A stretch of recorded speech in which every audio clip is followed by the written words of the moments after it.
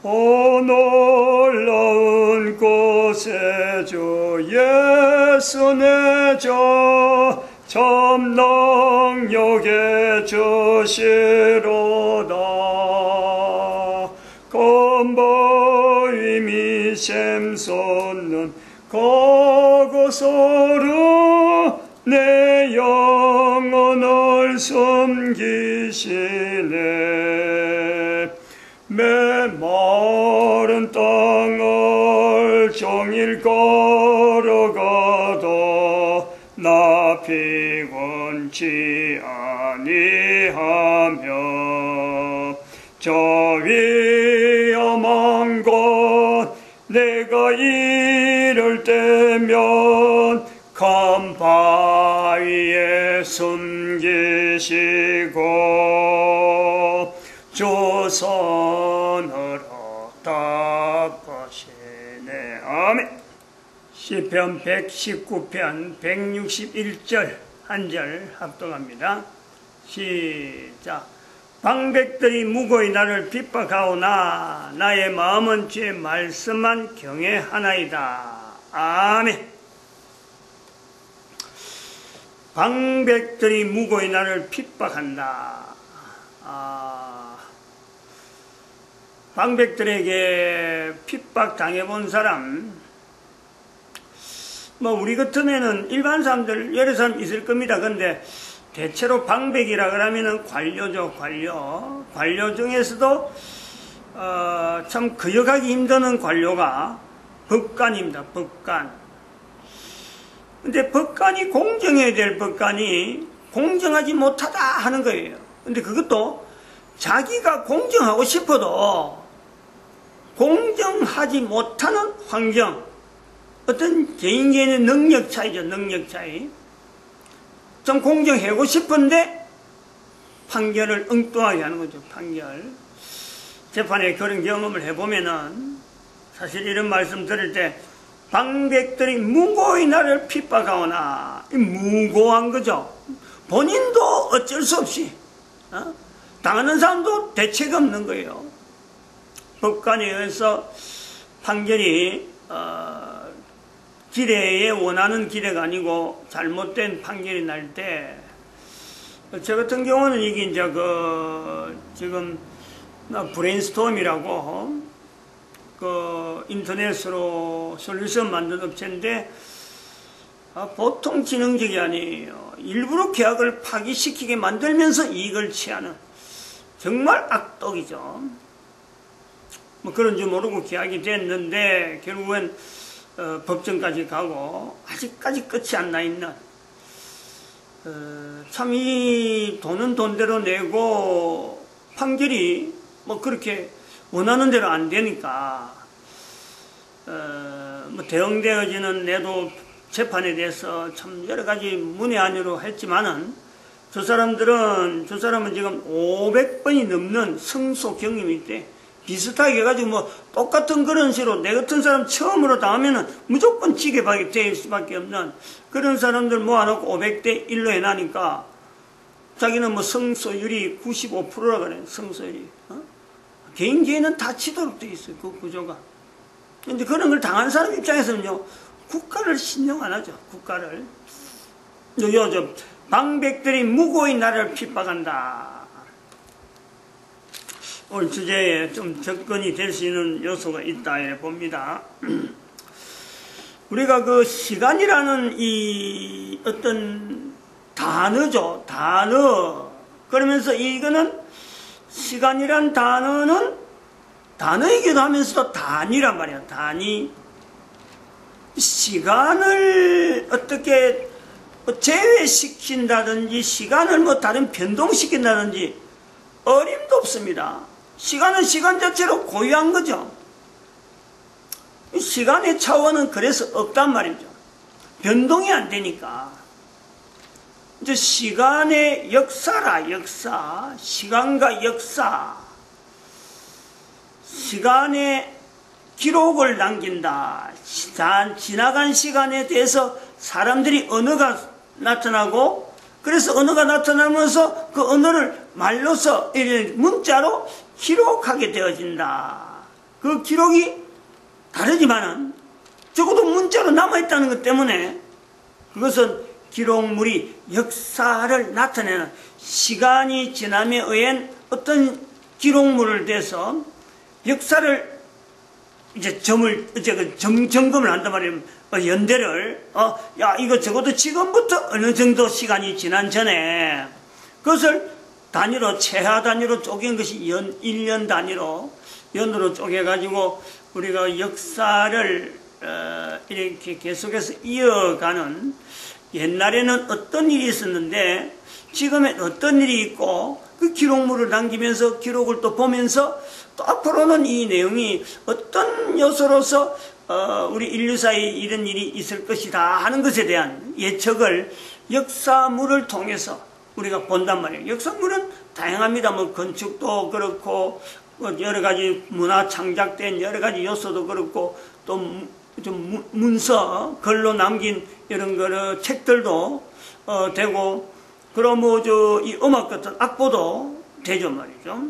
아무튼 그 시간에서 이 시간이 지났는데 기록으로 남겨져 가지고 이것을 시간과 연결해서 하나의 연대를 가지고 과거 거다. 이래서 이제 그 역사라는 이 내용을 가지고 있는데, 시간과 역사 같은 내용은 아니고, 역사는 분명히 이거는 개조가 되는 거죠, 개조.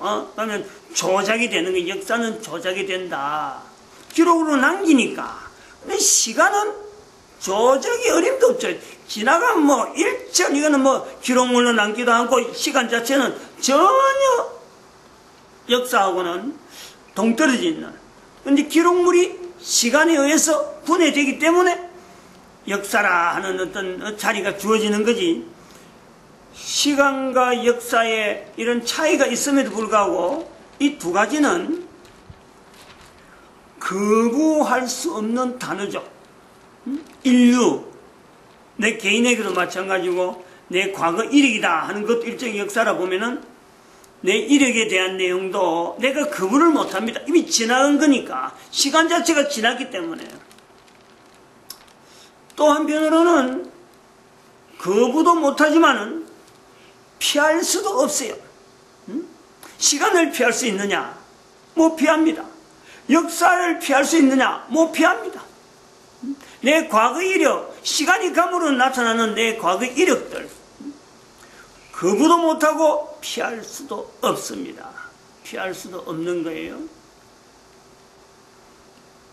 근데 지금 이 시점에서 이게 우리가 이런 시간과 역사를 통해서 피할 수도 없고 거부할 수도 없는데, 우리가 이것을 활용이 된다. 활용이.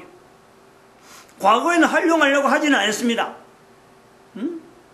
왜냐하면 히스토리가 되어버리니까. 히스토리 상태로서는 시간은 지나간 대로 끝나버리고 역사는 뭐 기록된 대로 끝이 나버리고 조작하는 것으로서 어찌 보면 만족하는, 그래서 역사에 대해서 우리가 오점이 많이 남아 있습니다. 대부분의 역사물들이 조작을, 후대 사람들이 그 역사물을 읽고 해석하고 여러 가지 하면서 자기한테 유리한 대로 조작을 해버리는. 근데 여기서 이제는 피할 수도 없고 거부할 수도 없는 시간과 역사 가운데 우리가 활용을 할 수 있다. 활용을.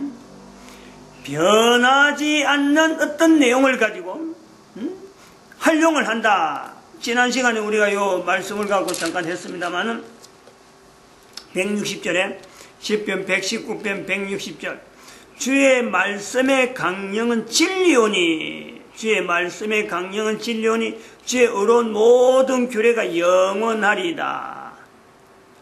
바로 이 시간과 역사라 하는 이 개념을 가지고 우리가 활용을 한다면은 진리를 찾는 거예요. 진리를. 인류사에서 조작이 되지 않고 조작해봐야 아무 의미도 없는 내용으로 되고, 그러나 그것을 진리를 해가지고 영원히 붙잡을 수 있는 게 된다면은 그것은 우리에겐요 역사와 시간 자체가 남겨짐으로 해서 지나갔지만은 이것이 있음으로써 인류에게 영원성이 있으니까 이것을 지금의 진리로서 받아들이면은 이것이 영원성이 있기 때문에 다음에 후손들에게요 어떤 분명한 방향을, 후손들이 나아갈 길의 방향을 우리는 분명히 제시할 수 있고 확실한 길을 나타낼 수가 있단 말이에요. 조작된 내용을 하지 말고, 조작은 어디 가나 철저하게 자기 위주로 자기 이득을, 자기 어떤 그 논리적으로 만들어준 어떤 그것도 뭐 크로니클스라 할 수도 있을지 모르지만 히스토리에 조작된 내용이죠. 바로 이 시간과 역사를 통해서 진리를 활용해가지고 진리를 만들어낼 수 있어서 이 진리가 영원성을 두고 가는, 그러면 내가 동참하게 되면은, 바로 그것이 내 한 사람의 사는 삶이 내가 지금 사는 것고 짧은 인생을 살지만은요, 그 인생이, 영원성을 가지고 보장이 되어지는 그 존재 자체가 그런 위치가 있단 말이에요. 우리 인간은. 그런 것을 주로 많이 다루고 있는 책, 그런 내용을 많이 나타내는 책이 바로 성경이에요. 성경. 성경에는 진리라, 주의 말씀의 강령은 진리라라고 말씀은 바로 성경에 이런 개념을 가지고 지나가는 시간 속에 나타나는 어떤 여러 가지 사건에 내 개인의 크로니클스를 연결해서 받아들이면서 그 받아들인 것이 내가 받아들였는데 다음에 내 후손들이 그걸 받아들이고 그 다음에 또 후손들이 받아들이는데 이것이 기록물로 남아있어서 보니까 진리가 되는 거예요. 진리가 변하지 않는단 말이에요. 이 사람이 받아서 쓰는 글이나 자료 남긴 거나 역사물로 남긴 거나 또 그 다음 사람이 분명히 또 다른 사건 속에서 동일한 어떤 주제를 가지고 접근했는데 남겨지는 내용이 똑같고 이런 것이요. 성경에, 특별히 구약 성경에는 그것이 맥을 이어져요.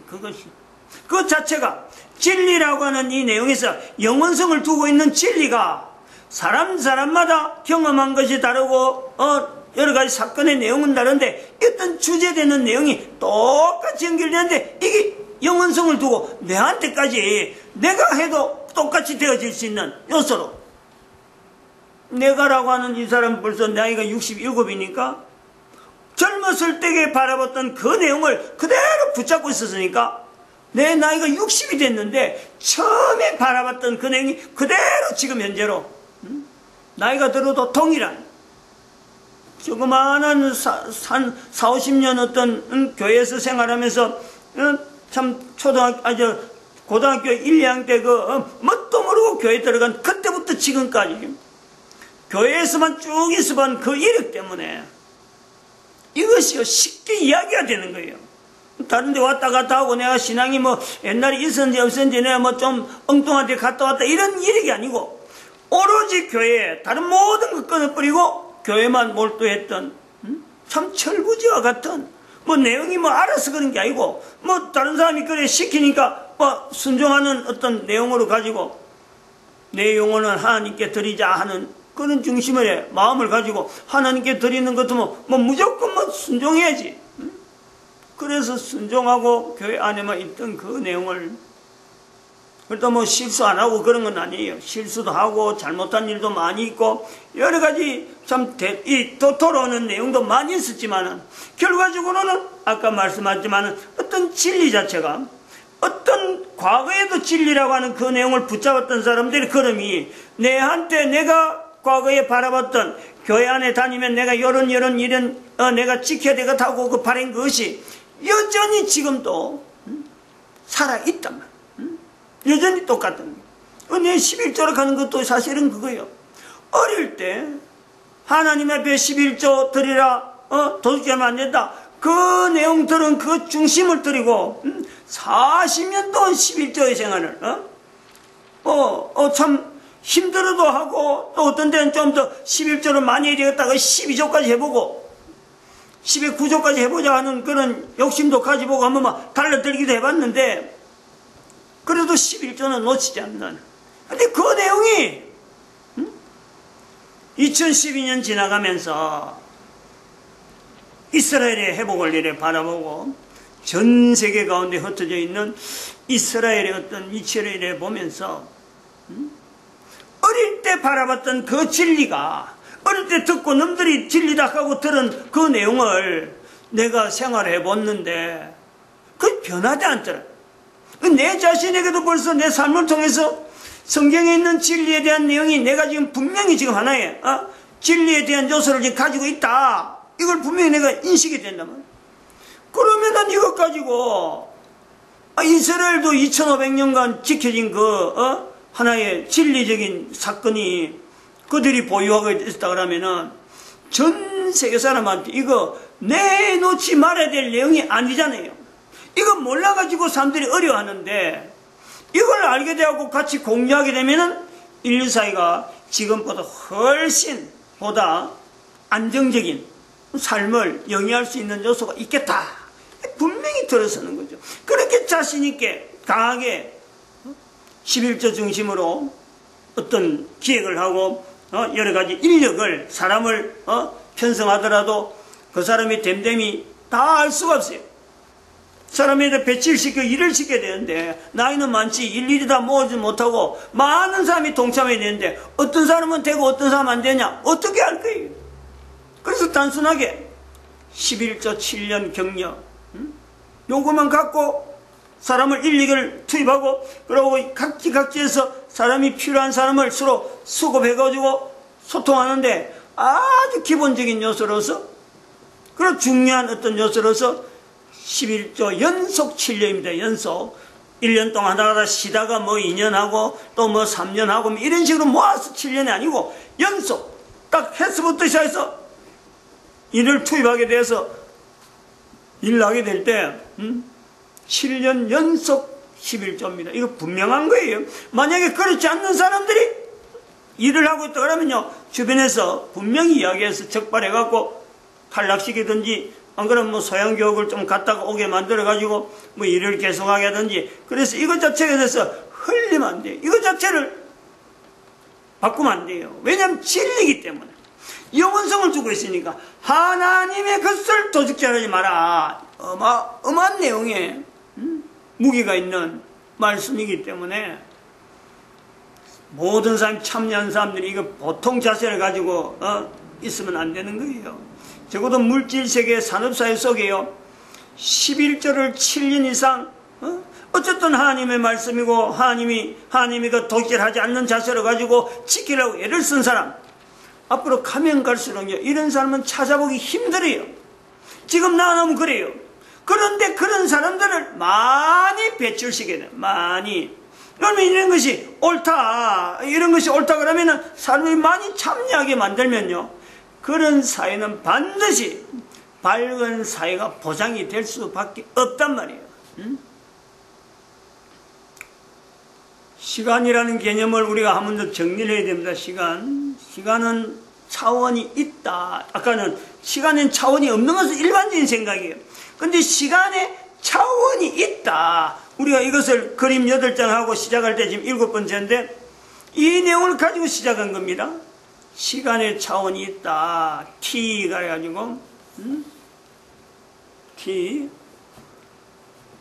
T에 알파성이 있는 거고 T에 베타성이 있고 T에 감마성이 있다. T의 감마성을 우리가 인간이라 그런다. 인간의 환경은 T의 감마성이다. 그러나 인간이라는 조건은 바로 시간의 차원을 두는 이유 중에 인간의 존재 형태가 단순하게 코로 숨을 쉬고 있을 때만 인간이 존재하는 건 아니다. T의 감마 1, 감마 2, 감마 3 성이란 말이에요. 그래서 감마 1 성이라고 하는 그 시간의 차원이 감마 1 성일 때는 이것이 바로 인간 존재 이전에, 지금 코로 숨을 쉬기 이전에 그 천국이라고 하는 개념에 있는 인간 있어요. 지금 있는 모든 인간들은 다 그 천국을 다 지내왔던 인간들, 앞으로 태어날 인간들은 현재는 지금 그 천국에 있는 인간들이에요.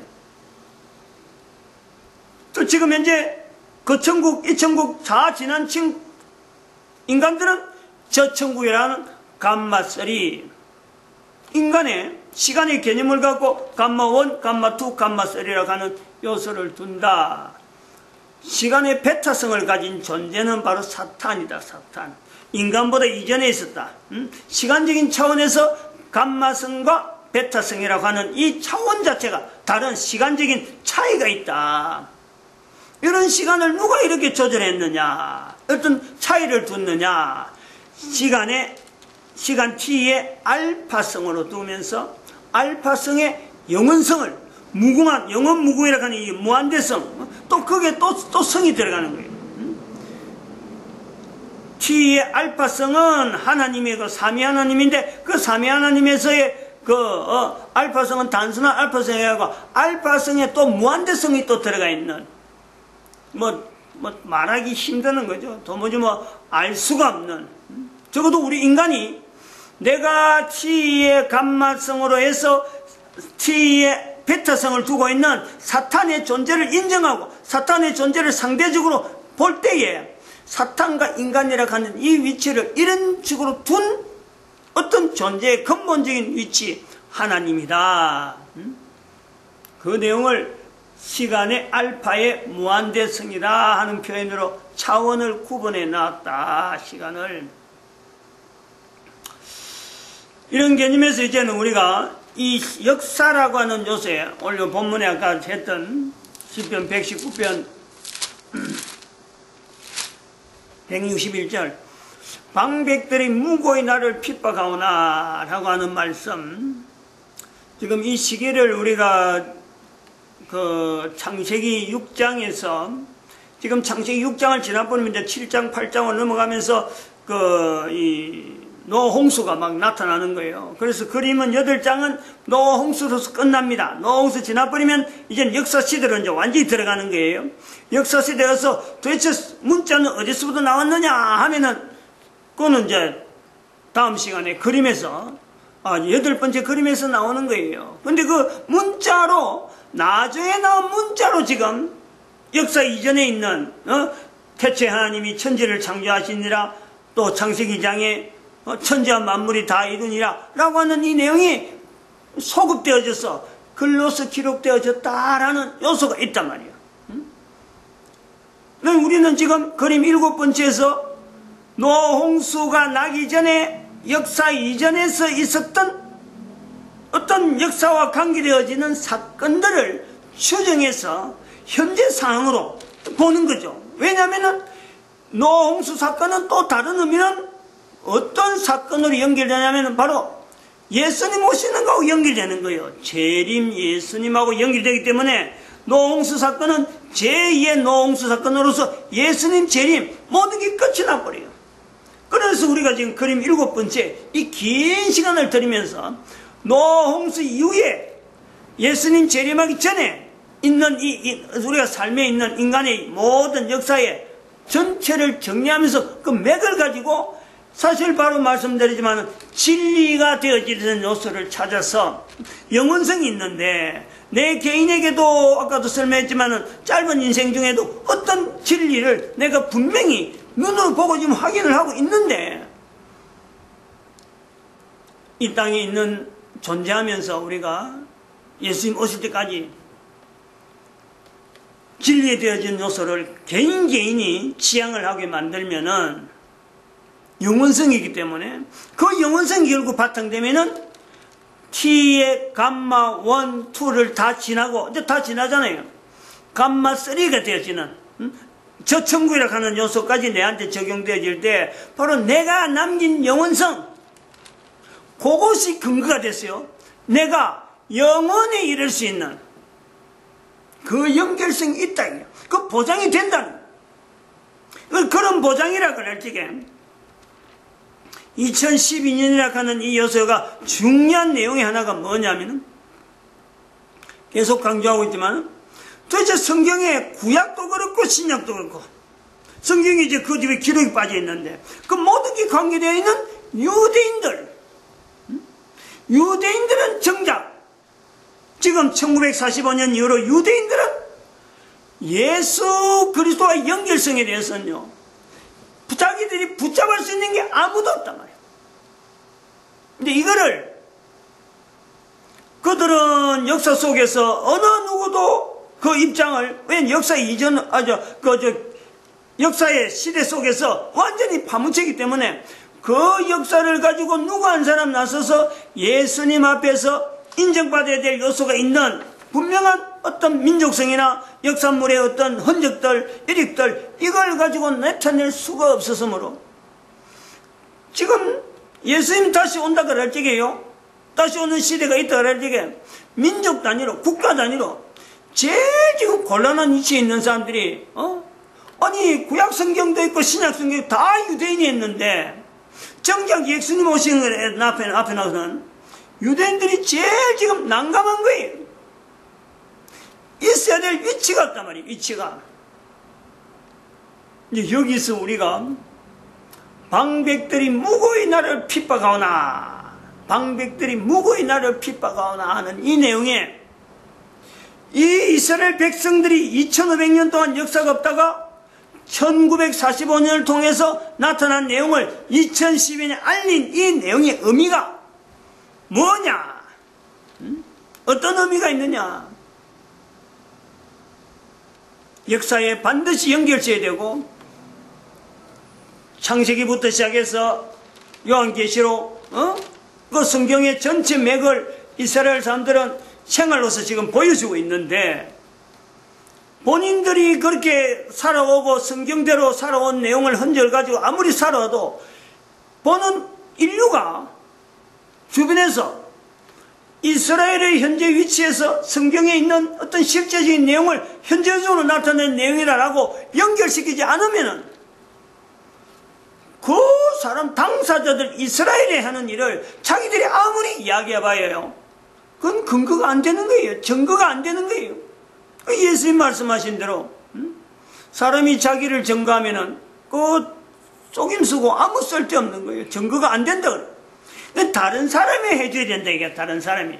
그 2012년을 대한민국 사람이 이스라엘의 1945년 사건을 보물로 해서 2012년을 이렇게 새롭게 조명해서 이것을 인류 역사 가운데 분명히 기록해야 될 요소가 있다. 이런 요소하고 연결되는 거죠. 누가 이스라엘을 성경에 있는 예수님과 연결해서 하나님 앞에 인정받을 만한 저들의 행적을 증거해 줄 자가 누가 있느냐? 이스라엘 쪽에는 간절히 필요하죠. 근데 그것이 오늘 여기 표현한 대로 무고히 방백들이 무고히 나를 핍박하오나 라고 하는 이 내용에서요 만날 점이 있다는 거예요. 여기서 방백은 이스라엘 사람들이 아니에요. 각 나라가 국가를 통치하라고 맡겨놓은 국가의 어떤 위정자들이, 통치자들이 국가라고 하는 기능을 통해서 국민들을 아주 곤란한 파탄의 지경에 몰아넣으면요, 그거는 국민들은 말하지 못하고 그냥 막 당하는 거예요.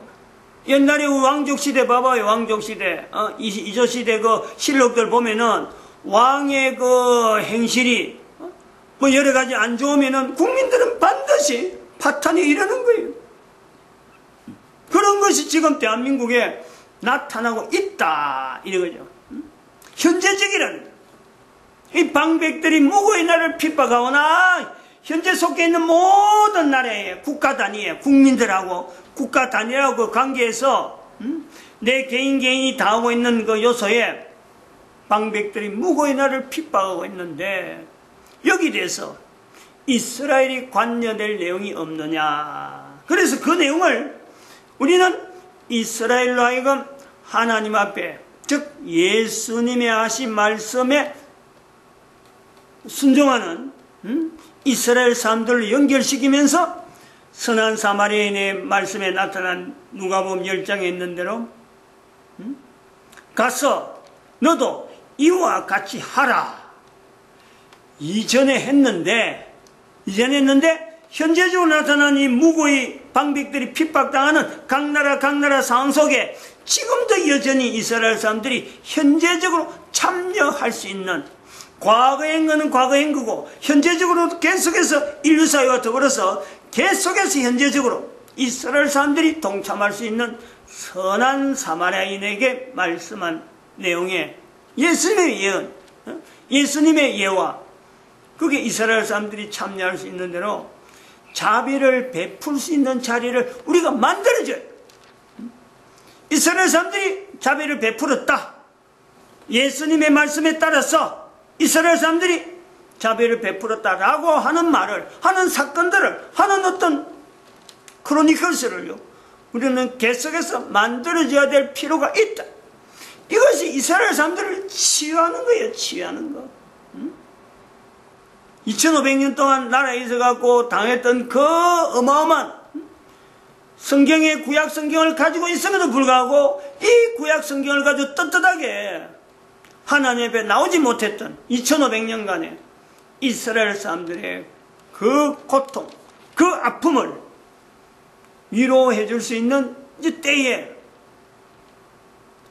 이스라엘 사람들을 참 예수 그리스도와 연결하면서 착하고 충성된 종이라고, 착하고 충성된 종이라고, 작은 일에 충성하였으니 하늘에 있는 큰 준비된 것 맡기리라. 우리가 이걸요 얼마든지 부여할 수 있는 요소, 이제 우리가 보는 거예요. 대한민국 사람으로서 역사는 분명히 조작될 수 있고, 분명히 뭐 참 집권자나 힘 있는 사람에 의해서 의도적으로 역사를 만들어 가려고 하고 막 애를 쓰고 뭐 그릇된 습관도 좀 보기 좋게 하려고 막 포장하고 하듯이 역사를 어떻게든지 자기 위주의 어떤 그 실적을 남기려고 애를 쓰는, 그래가지고 나타난 지금 현재 문재인 정부의 그로 인해서 우리 국가가 당할 수 있는 여러 가지 상황을 이야기를 안 할 수가 없습니다. 그 이제 방백들이 무고의 나를 핍박하오나 이스라엘 연결하는 그 구조를 분명히 해야 되기 때문에 다른 나라보다도 대한민국 사람이요 반드시 이 일은 분명히 해야 되므로, 그래서 다른 나라 사람들도 뻔을 보여줘야 돼요. 판문점 선언 해가지고 제가 어저께인가 어저께인가 반 텔레비전 뉴스를 이래 자막으로 나왔는데 보고 깜짝 놀란 내용이 있어요. 지금 현재 국방부 장관이 송영무 장관으로 되어 있는데 군에 있는 기무사 사령관이 송영무 장관하고 뭔가 언쟁이 안 맞다는 거죠. 기무사 사령관이 별 3개짜리던데 인터뷰 나오면서 국방부 장관에게 충성해야죠 하고 하는데 막 입에 막 부르퉁하게 나와 있는 그런 입장을 갖고 있고, 문재인 대통령은 이 국방부 장관을 필두해서 청와대인가 어디선가 국방부 보고를 받는데 별들이 쭉 앉아 있는데 어제 앉아가지고 이 군인들이 말이지 정치에 너무 개입하는 이런 내용은 앞으로 없어야 된다 하는 이런 훈시 위주로 하고 있어요. 훈시. 국방부 장관 밑에 지금 별들이 쫙 있는데 국군들에 대해서 국군들이 이 내용을 알면 얼마나 안다고 마치 학생을 훈시하듯이 선생이 학생을 훈시하듯이 자세가 그런 거예요. 앞에 쫙 앉혀놔놓고 야 저거 너무 심하다 이제 이렇게 생각을 하고 있는데, 아까 기무사 사령관이 국방부 장관하고 이번에 무슨 문건, 기무사의 문건 하나를 대통령이 보고해라 했는데, 기무사는 올리기 싫은 내용인데 국방부 장관이 아마 그거 보내주라고 명령을 했던가 봐요. 그러니까 기무사가 아주 싫어하는, 국방부 장관을 싫어하는 그런 내용의 뉘앙스를 좀 봤는데, 그 태도가 대통령이 아무리 대통령이라는 저런 식으로 군 장성들을 마치 훈시하는 애처럼 처리하면 안 되지. 아무리 대통령이라도 그렇지. 서로 대담하는 형식으로 동등한 어떤 테이블도 원탁 비슷하게 해서 앉아야지. 일방적으로 완전히 독재가 보통 독재가 아니더라고 그거는. 근데 이제 그것보다 더 심한 게 뭐냐면은 깜짝 놀란 게, 문재인 대통령이 이제 그런 간에 현재 군 장성을 76명을 옷 벗게 하겠다. 이게 자막에 딱 그래표로 딱 나오면서 박근혜 전 대통령은 뭐 4명인가? 전 그 임기를 통해서 그 다음에 그 전에 있던 이명박 대통령은 5명인가? 그랬는데 76명이래. 76명. 내가 딱 그 보면서 대통령이 반란 일으키는 거구나. 대통령의 반란이다.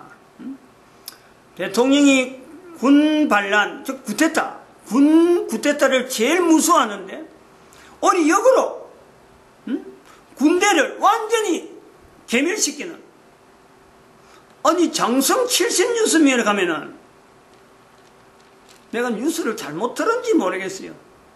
잘못 들으기 바래. 7명 내지 6명. 이랬으면 내가 뭐 깜짝 놀라지도 않죠. 전대에서 3명 내지 5명, 4명, 0명 이래 되니까.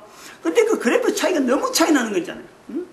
저 밑에 박근혜 대통령 4명인가 5명 그렇고 이명박 5명, 6명인가 조금 1명, 2명 차이가 나는데 여기는 수십 배로 쭉 올라오니까 내가 숫자 잘못 본 정도가 아니잖아요. 그래프로 나왔기 때문에.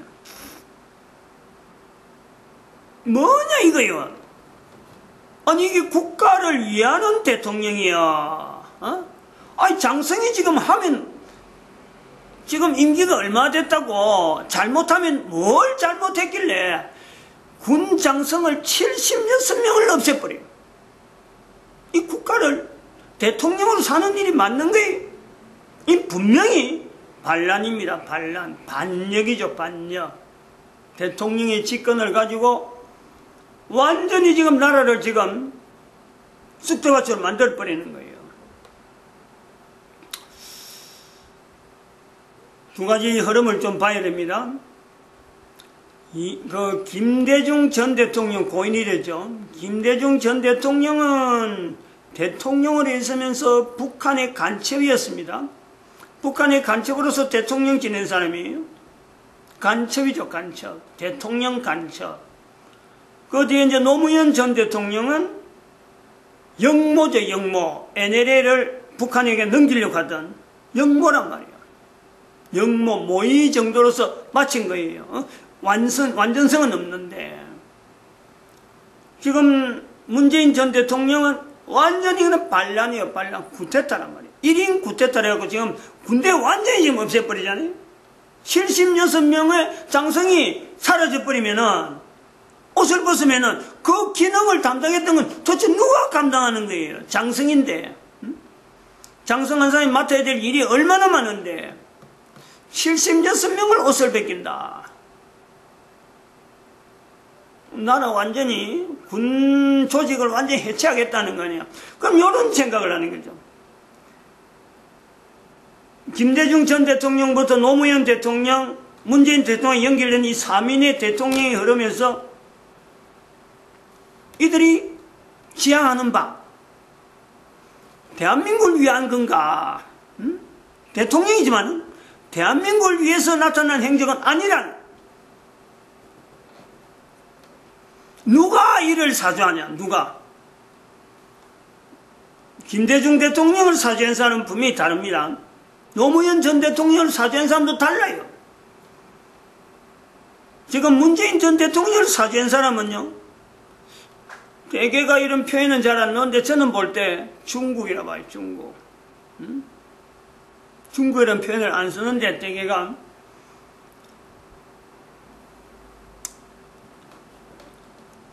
박근혜 전 대통령하고 연결해야 돼요.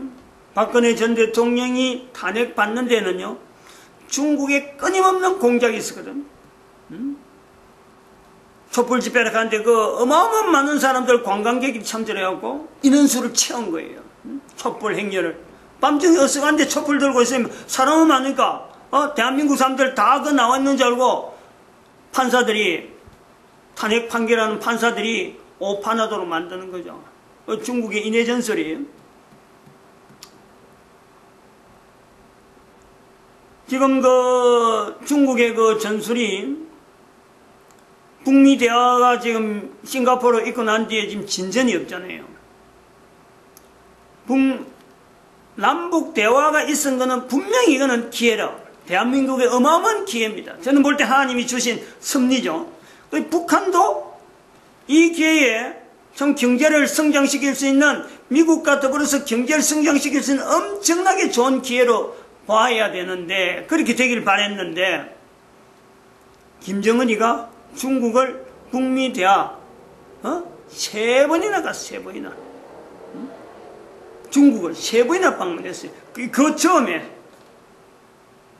그러니 미국은 완전히 중국한테 지금 완전히 중국의 그 어떤 전략에, 전술에 완전히 말려가지고 북한에 오히려 큰소리 뻥뻥 북미 대화 오기 전까지는 큰소리 뻥뻥 치다가 북미 대화 이후로는요, 미국이 완전히 꼬리를 내린, 집 지키는 개처럼 꼬리를 완전히 내려가지고 지금 저 자세히.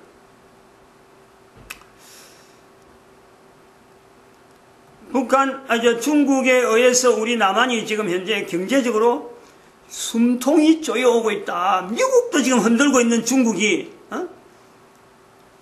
대한민국 이거 뭐 흔드는 이거 뭐 일이겠느냐.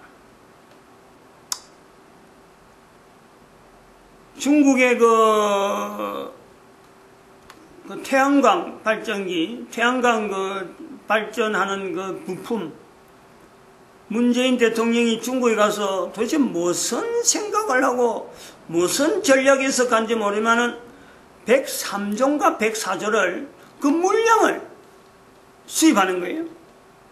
우리나라는 그보다 훨씬 좋은 물량이 많이 있는데 우리나라 걸 안 쓰고 중국이 그걸 쓴 거예요. 104조. 어마어마한 물량입니다. 전라도 지역에 이제 지금 문재인 대통령의 어떤 힘의 바탕이잖아요. 정치력에 더불어민주당의 근본이 뭐 전부 다 거서 전라도잖아요. 그 80%를 그 104조에 해갖고 물량 들어온 거 80%를 전라도 땅에다가 심어놨어요. 태양광이라 해갖고. 근데 이게 전국에서 들어온 이 태양광 발전기는 전문가들이 표현한 내용에는 금년에 들어왔는데, 금년에 이제 작년에 들어왔고 뭐 했는지, 언제부터 들어와서 했는지, 금년 한 해 지나고 나면은, 여름 지나고 나면 다 녹아버린대요. 근데 거기는, 중국제는 그래, 특히, 크롬, 그 다음에 카드뮴 CD잖아요. 카드뮴, 크롬, CR, 그 다음에 납, PB, 이런 소재들이 그걸 이루고 있기 때문에 햇볕에 지나면 녹아버려갖고 이 먼지에다 섞여가지고 이거 전체가 땅으로 다 들어가서 전부 다 암이 발생될 수 있는 그런 요소래요. 땅에 물, 수질 오염 다 시켜버리고 땅 완전히 황폐화시키고, 전라도 땅이 이제는 완전히 옥토락하던 그 땅들이 이제는 사람이 살 수 없는 땅으로 변하는 그런 요소로 만들어놨어요. 자업자득이지만은 경상도 뭐 몇십 프로, 십몇 프로, 또 충청도 얼마 몇 프로, 80%에서 쭉 가니까 20% 중에서 경상도, 충청도, 강원도가 좀 이렇게 나누어 가진 그런 형태라 이러는데,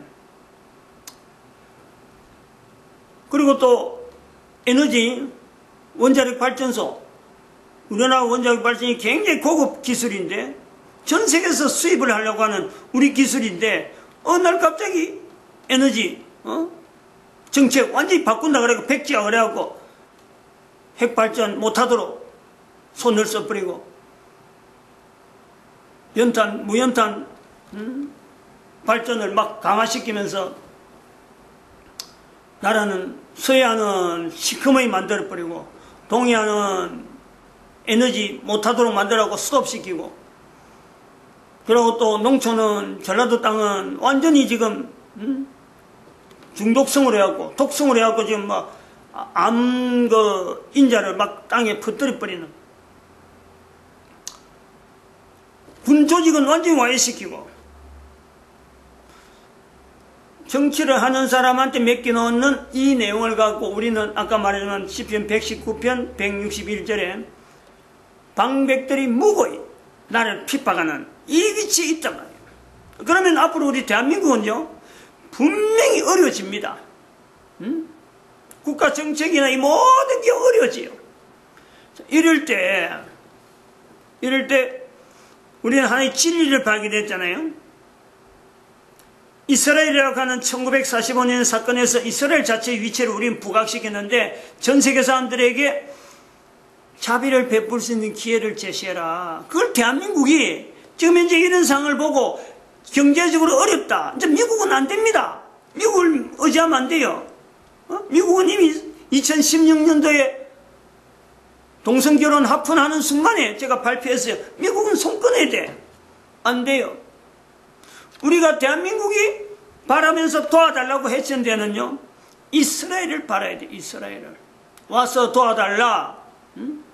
성령복음 16장 9절에 빌립보 있는 사람이 마게도냐 사람이 바울에게 와서 도와달라, 와서 도우라 하는 말씀을 했듯이 바로 우리가 대한민국 사람이 전 세계 사람들보다 제일 먼저 이스라엘 사람들에게 경제적인 지원을 요청받아야 돼요. 일반 국민들이 모른다 하더라도 앞으로 국민들이 이제 알아야 됩니다. 이스라엘 때문에 대한민국 경제가 뭔가 도움을 받았다. 이런 말이 회자되기 시작하면요. 이 대한민국 사람들은 이제 입을 바꿔야 돼요. 어느 나라보다도 우리나라를 도우고 우리나라를 지원할 수 있고 우리나라가 이렇게 유지되는 데는요. 나라 이름, 국가 이름 아니면 사람 이름을 갖고 이야기하지 말고 하나님께서 도우셨다. 하나님이 도우셨다. 하나님이 도우신다. 이 고백이 그때부터 입을 반드시 돌려야 돼요. 지금까지 그 말 안 해갖고 문재인 대통령이 저렇게 득실하고 있는 저렇게 지 마음대로 뭐 대통령이라고 반란 일으키는 이런 걸 우리가 눈으로 보면서 우리나라는 이 지경으로 몰아가는 이 위치에서 우리 국민들이 결국 고백을 안 했어. 하나님이 하신 것인데도 불구하고 하나님이 하신 것에 대해서 일절 영광 돌리지 않던 국민들의 자세 때문에 이런 일이 당했다. 그래서 그것 때문에 이제는 이스라엘이 우리를 도움으로써 우리가 입을 한결같이 하나님이 도우신 분명한 앞으로도 하나님이 도우심 그래서 우리가 한글을 통해서 전 세계 모든 인류에게 소망이 될 수 있는 일에 쓰임받자. 이스라엘과 더불어서 쓰임받자. 이 내용을 고백해야 된다. 이 말 마칩니다. 기도드립니다. 할렐루야 함께 하시면